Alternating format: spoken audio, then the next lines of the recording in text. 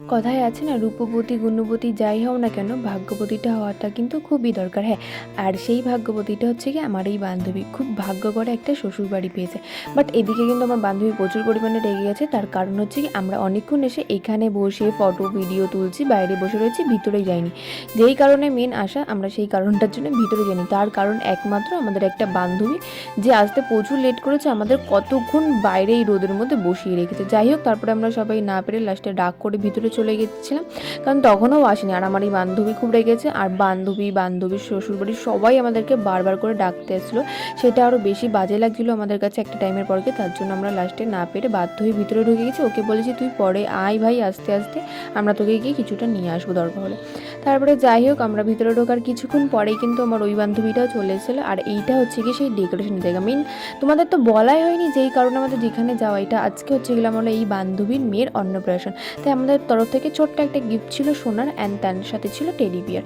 যাই হোক, ওখানে যাওয়ার পরে তো এরা সব খাওয়ার জন্য পাগল হয়ে গেছে, কারণ অনেকক্ষণ ধরে রোদ্রে বসেছিল, তাই সবার মাথা গরম হয়ে গেছে। আর আমার এই বান্ধবী হচ্ছে কি সবাইকে সার্ভ করছে, কারণ কেউ নিয়ে খেতে পারে না। আর ওই সব কাজ একটু বেশ ভালোই পারে। দিচ্ছিল, তা বলে এমনি এমনি দিচ্ছিল না গাইস, তার সাথে কিন্তু প্রচুর পরিমাণে চোবা করছিল, সেটা কিন্তু তোমরা দেখে নিয়েছো ভিডিওতে। যাই হোক, তারপরে আমরা সবাই মিলে একটু খেয়ে আর কি শান্তি অনুভব করছি, সবার মাথাটাকে ঠান্ডা করছি। তারপরে এই যে সেই মহিলা যে আসতে এত এত এত লেট করছে, তারপরে আসার পরে গাইস আসতে পারে নেই, অমনি দেখো জম্মের গেলন লাগছে, গেলনে ঠেলা দেও না, ওর কয়খানা খাওয়া শুরু করছে।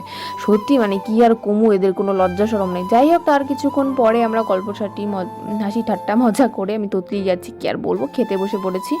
তো এই যে খেতে বসে ওদের সেলফি তোলা বদনি। যাই হোক, খাওয়া দাওয়ার পরে একটু আমরা আইসক্রিম খেয়ে নিচ্ছিলাম। হ্যাঁ, বাট খেতে বসে আমরা আর ভিডিও করিনি। আর ভাই খাওয়ার পরে এখানে একটু এসি রুমে হাওয়া খাবো বলে ও মা এসে দেখি খাটে এমন ওভারলোড করে দিছে ভাই, খাট মাঠ শুদ্ধ ভাই ভাইঙ্গা পইরা গেছে। তারপরে আর কি, যেরকম খাট ভাঙিছে সেরকম শাস্তি নাও ভাই, জাজিম মাথার উপর তুললা দাঁড়াই থাও। এমনিতে তো সেজে গুজে সব রয়েছে, ব্রাইডাল মেকআপ করে আবার জাজিম মাথার উপর তুলছে, হ্যাঁ কি মজাই না। যাই হোক, অনেক হাসিটা মজা হলো। তারপরে বাড়ির দিকে রওনা দিলাম। তো আজকের ভিডিওটি এইখানে শেষ করছি, দেখা হচ্ছে নেক্সট ভিডিওতে।